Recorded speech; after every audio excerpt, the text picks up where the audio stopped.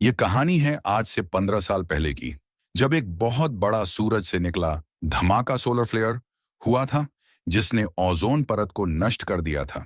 इसके चलते धरती का संतुलन पूरी तरह से बिगड़ गया और सूरज की खतरनाक किरणों अल्ट्रावायलेट रेज ने धरती का तापमान 66 डिग्री सेल्सियस तक पहुंचा दिया, जिससे ज्यादातर इंसान, पेड़ पौधे और जानवर खत्म हो गए। अब हम एक आदमी को देखते हैं जो सुरक्षात्मक कपड़े पहनकर धूल भरी आंधी में शायद खाने की तलाश में घूम रहा है। तभी उसकी कलाई पर लगी मशीन उसे चेतावनी देती है कि यहाँ रेडिएशन बहुत ज्यादा है। इसके बाद वह अपने डॉग जैसे दिखने वाले रोबोट के साथ एक बंद स्टोर में जाता है, जहां उसे एक इंसान की लाश मिलती है, लेकिन वह उसे अनदेखा कर आगे बढ़ता है और देखता है कि स्टोर पहले ही लूटा जा चुका है। फिर भी उसे थोड़े से डॉग फूड के पैकेट मिल जाते हैं, जिन्हें देखकर वह कहता है, लगता है आज कोई बहुत खुश होने वाला है। फिर वह स्टोर की दीवार पर एक निशान बनाता है, जिससे पता चलता है कि वह यहाँ आ चुका है। इसके बाद वह अपना ट्रक लेकर शहर की ओर बढ़ता है और रास्ते में खड़ी गाड़ियों को टक्कर मारता हुआ मस्ती से आगे बढ़ता है। तभी उसकी डिवाइस फिर से बजने लगती है और सामने एक बहुत बड़ा धूल का तूफान उसकी तरफ तेजी से आता दिखता है। तो वह फौरन ट्रक मोड़ता है और अपने ठिकाने की ओर भागता है। आखिरकार वह समय रहते सुरक्षित पहुंच जाता है। यह आदमी है फिंच, जो पहले एक रोबोट बनाने वाली कंपनी में इंजीनियर था और अब उसी पुरानी फैक्ट्री में अपने डॉग और एक सहायक रोबोट के साथ रहता है। उसी कंपनी की फैक्ट्री में जहां वह पहले काम करता था। अब वह अपने डॉग को खाना देता है और फिर लेबोरेटरी में जाता है। वहां से वह कुछ जरूरी किताबें उठाकर उन्हें स्कैन करता है। दरअसल फिंच एक इंसान जैसे दिखने वाले रोबोट ह्यूमनॉइड पर काम कर रहा है, ताकि उसके मरने के बाद यह रोबोट उसके डॉग का ख्याल रख सके, क्योंकि फिंच एक गंभीर बीमारी से जूझ रहा है जो कभी भी उसकी जान ले सकती है। इसीलिए वह चाहता है कि रोबोट जल्द से जल्द तैयार हो जाए। फिर एक दिन फिंच को अपने काम में सफलता मिलती है और रोबोट बोल उठता है। ये देखकर फिंच बहुत खुश हो जाता है और अपने डॉग से कहता है, मुबारक हो, तुम्हें एक नया दोस्त मिल गया। इसके बाद फिंच रोबोट से कुछ जरूरी सवाल पूछता है। रोबोट बताता है कि उसके 4 नियम हैं।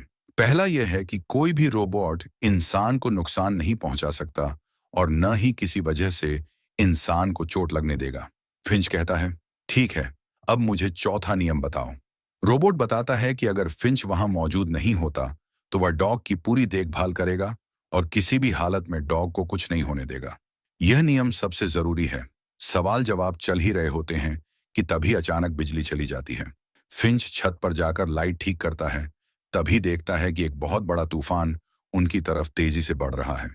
वह नीचे आता है और रोबोट को मौसम की मशीन वेदर स्टेशन से जोड़ देता है और कहता है, मुझे मौसम की पूरी जानकारी दो। रोबोट बताता है कि तूफान अगले 24 घंटे में यहां पहुंच जाएगा और बहुत ही खतरनाक होगा। यह तूफान अगले 40 दिन तक चलेगा। यह सुनकर फिंच और ज्यादा परेशान हो जाता है, क्योंकि अगर वे यहीं रुके तो शायद बच नहीं पाएंगे। इसलिए वह तय करता है कि अब यहां से निकलना पड़ेगा। फिर वह नक्शा ध्यान से देखता है और उसे लगता है कि पश्चिम की दिशा वेस्ट उनके लिए सबसे सही रहेगी। वह अपने डॉग गुडियर से कहता है, हम सैन फ्रांसिस्को जाएंगे। अगर किस्मत साथ दी तो वहां शायद खाने और रहने की जगह मिल जाएगी। तभी फिंच की नाक से खून गिरने लगता है, जो इस बात का इशारा था कि अब उसे जल्दी करना होगा। फिर वह रोबोट को तैयार करता है, लेकिन तूफान के आने तक उसमें सिर्फ 72% जानकारी ही डाल पाता है। यानी रोबोट के पास अभी पूरा ज्ञान नहीं होता। इस वजह से उसे सीखने की जरूरत थी। फिंच उसे चलना सिखाता है। जैसे जैसे फिंच चलता है, रोबोट भी उसकी नकल करता है। फिर फिंच खाने पीने की चीजें और दवाइयां लेकर अपनी वैन में पहुंचता है और ये लोग सैन फ्रांसिस्को के लिए निकल पड़ते हैं। फिंच की वैन एक खास तरह की बदली हुई मॉडिफाइड वैन होती है, जो बाहर की गर्मी और रेडिएशन से सुरक्षित रहती है। अब ये लोग सफर का मजा लेते हुए आगे बढ़ते हैं। रास्ते में रोबोट खाली शहरों को देखकर पूछता है, सब लोग कहाँ गए? फिंच जवाब देता है, ये लंबी कहानी है, फिर कभी बताऊंगा। फिर फिंच एक सुरक्षित जगह देखकर गाड़ी रोकता है और रोबोट से कहता है, चलो तुम्हें बहुत कुछ सिखाना है। इसके बाद ये लोग खाने की तलाश में एक पुराने थिएटर के अंदर जाते हैं, जहां उन्हें कुछ पॉपकॉर्न मिलते हैं। फिंच उन्हें लेकर बाहर आता है और जैसे ही प्लेट पर रखता है, वे पॉपकॉर्न अपने आप उछलने लगते हैं। असल में फिंच रोबोट को यह दिखाना चाहता था कि बाहर का तापमान कितना ज्यादा है। तभी ये लोग देखते हैं कि एक बहुत बड़ा तूफान उनकी तरफ बढ़ रहा है। फिंच फौरन वहां से निकल जाता है, लेकिन जल्दी ही उसे समझ आता है कि तूफान की रफ्तार बहुत ज्यादा है और वे बचकर नहीं भाग पाएंगे। इसीलिए वह वैन को एक तरफ लगाता है और उसे बचाने के लिए चारों ओर कीलें ठोंक कर केबल से बांध देता है। रोबोट भी उसकी मदद करता है और तूफान आने से पहले वे वैन को पूरी मजबूती से बांध देते हैं।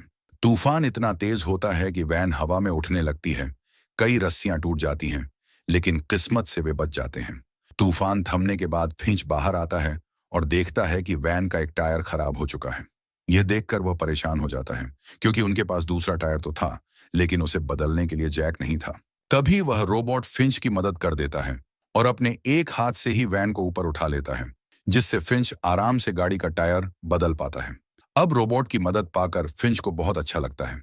वह कहता है, आज तुमने बहुत अच्छा काम किया, इसलिए मुझे लगता है कि तुम्हें एक नाम देना चाहिए। फिंच उसे जेफ नाम देता है। फिर ये लोग रात को वहीं रुक जाते हैं। फिंच अपना सूट ठीक करता है और जेफ को कुछ जरूरी बातें सिखाता है। अगली सुबह जैसे ही सूरज निकलता है, वैन की छत पर लगे सोलर पैनल अपने आप खुल जाते हैं।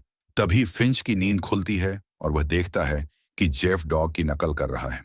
फिंच कहता है, सुबह सुबह इतना शोर मत करो। जेफ कहता है, मुझे लगता है कि डॉग मुझे पसंद नहीं करता। फिंच जवाब देता है, ऐसा नहीं है, बस उसे तुम पर अभी भरोसा नहीं हुआ है। अब फिंच अपने अगले सफर के लिए निकल पड़ता है। काफी दूर जाने के बाद अचानक उसकी तबीयत बिगड़ने लगती है। तभी जेफ ड्राइव करने की बात करता है। फिंच कहता है, नहीं, तुम अभी कल ही पैदा हुए हो। फिर फिंच वैन को एक रेस्टोरेंट के सामने रोकता है और कहता है, मुझे थोड़ा आराम चाहिए, तुम यहीं रहकर वैन का ध्यान रखना। फिर वह वैन से उतरकर रेस्टोरेंट के अंदर चला जाता है, जहां उसे जोर जोर से खांसी आने लगती है और उसके मुंह से खून निकलने लगता है। जेफ की आवाज सुनकर डॉग भी उसके पास आ जाता है। अब वैन में जेफ अकेला रह जाता है और तभी उसका तेज दिमाग चलने लगता है। वह कूदकर ड्राइविंग सीट पर बैठ जाता है और गाड़ी चलाने की कोशिश करता है। जब फिंच बाहर वैन को चलते हुए देखता है, तो वह दौड़ता हुआ बाहर आता है और देखता है कि जेफ ने वैन को एक गाड़ी से टकरा दिया है। लेकिन क्योंकि फिंच यूवी सूट के बिना तेज धूप में बाहर नहीं जा सकता था, इसलिए वह वहीं खड़े होकर जेफ से बात करता है और कहता है, तुम अभी वैन चलाने के लिए तैयार नहीं हो, इसलिए मेरा यूवी सूट मुझे ला दो ताकि मैं वैन तक पहुंच सकूं। लेकिन जेफ उसकी बात को सही से नहीं समझ पाता और दोबारा से वैन को चला देता है और फिर से टकरा देता है। यह देखकर फिंच को बहुत गुस्सा आता है।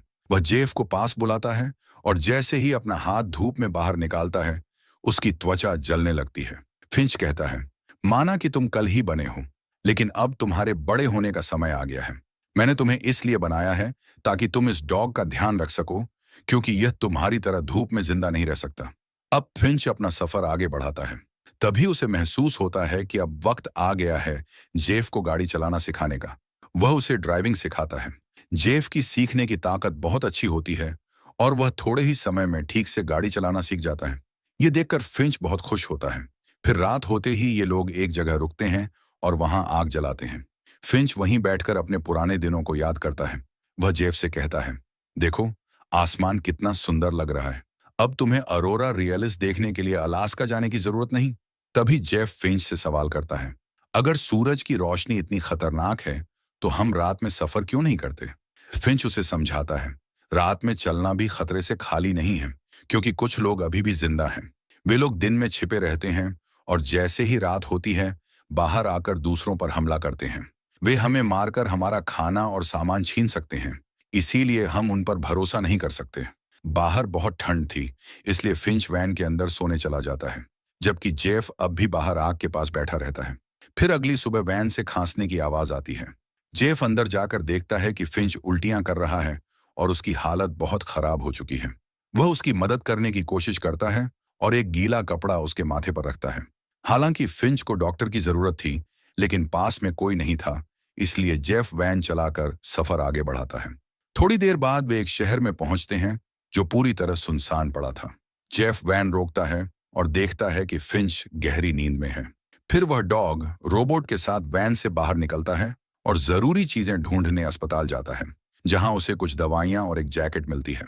उधर जब फिंच की नींद खुलती है, तो वह देखता है कि उसके दोनों रोबोट वहां नहीं हैं। वह जल्दी से अपना सूट पहनता है और उन्हें ढूंढने निकल पड़ता है।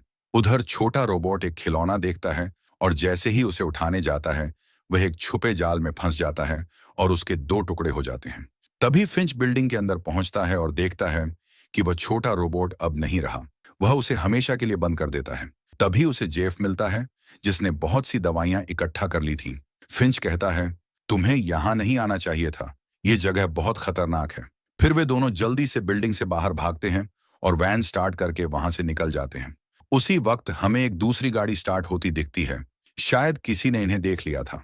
फिंच अपनी सुरक्षा के लिए गन निकालता है। अब चलते चलते रात हो जाती है। तभी वह साइड मिरर में देखता है कि एक कार उनका पीछा कर रही है। पीछा छुड़ाने के लिए फिंच वैन को हाईवे से नीचे उतार देता है। वह बहुत घबराया हुआ था।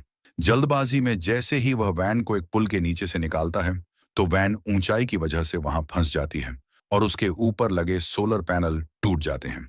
अब फिंच बहुत डर जाता है और उसके हाथ पैर कांपने लगते हैं। तभी जेफ वैन से नीचे उतरता है और धक्का मारकर वैन को पुल के नीचे छिपा देता है। अब जब पीछा कर रहे लोग पास आते हैं तो उन्हें वैन दिखाई नहीं देती और वे वहां से चले जाते हैं। इसके बाद फिंच नीचे उतरता है और टूटे हुए सोलर पैनल्स को देखकर बहुत उदास हो जाता है। वह जेफ से कहता है, अब हम शायद कभी सैन फ्रांसिस्को नहीं पहुंच पाएंगे।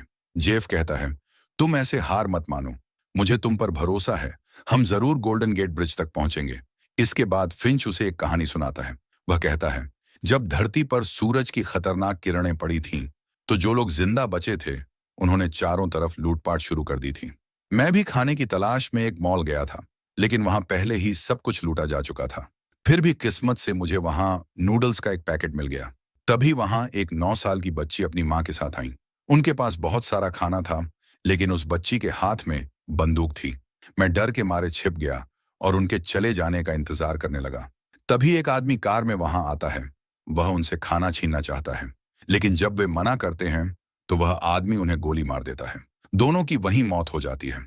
जब मैं उनके पास गया तो मुझे एक आवाज सुनाई दी। वह आवाज उस बच्ची के बैग से आ रही थी।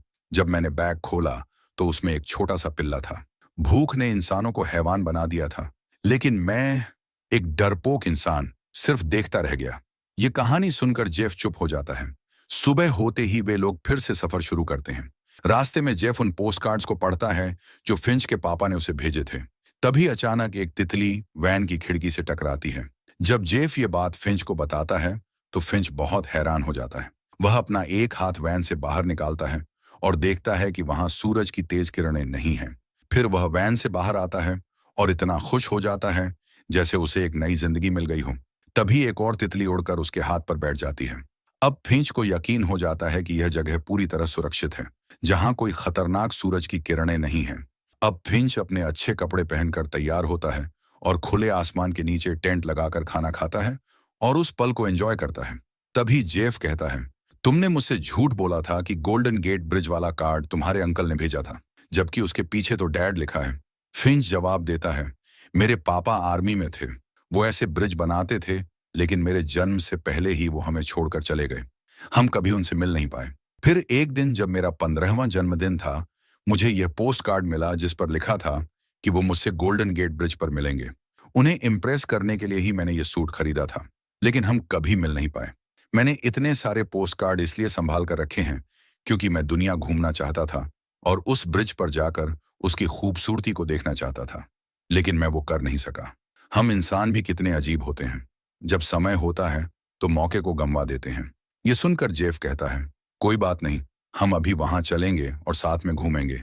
फिंच कहता है, नहीं, अब मेरा वक्त आ गया है। तुम मुझसे वादा करो कि मेरे जाने के बाद तुम इस डॉग का अच्छे से ख्याल रखोगे।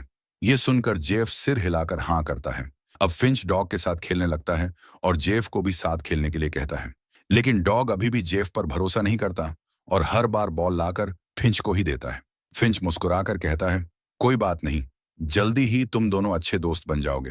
तभी अचानक फिंच को खून की उल्टी हो जाती है और उसकी तबीयत बहुत बिगड़ने लगती है। वह समझ जाता है कि अब उसका आखिरी वक्त आ गया है।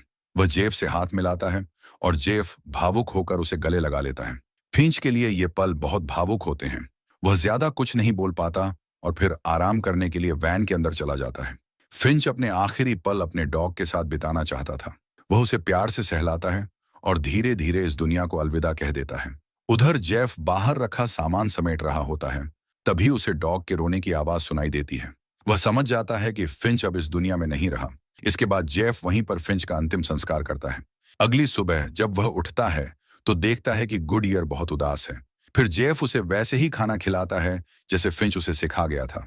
इसके बाद वह उसके साथ बॉल से खेलने लगता है, धीरे धीरे जेफ और गुडईयर के बीच अच्छी दोस्ती हो जाती है। अब जेफ सैन फ्रांसिस्को की ओर निकल पड़ता है। लगभग 18 घंटे का सफर तय करने के बाद वे दोनों गोल्डन गेट ब्रिज पहुंचते हैं। हालांकि इस सफर में फिंच उनके साथ नहीं था, जो हमेशा से इस ब्रिज पर आना चाहता था। अब जेफ और गुडईयर पुल पर खड़े होकर वहां की सुंदरता को निहारते हैं। जेफ फिंच की याद में वह पोस्ट कार्ड पुल पर चिपका देता है, जिस पर उन तीनों का स्केच बना हुआ था। तभी उसकी नजर एक और नोट पर पड़ती है। उसमें किसी लड़की का नाम और एक पता लिखा होता है। साथ ही लिखा था, हम लोग सुरक्षित हैं। अगर कोई यह नोट पढ़ रहा है तो हम इस पते पर मिलेंगे। इसके बाद जेफ गुडईयर के साथ उस जगह की तलाश में निकल पड़ता है, ताकि वह बचे हुए लोगों के साथ मिलकर एक नई शुरुआत कर सके। और इसी के साथ ये मूवी खत्म हो जाती है।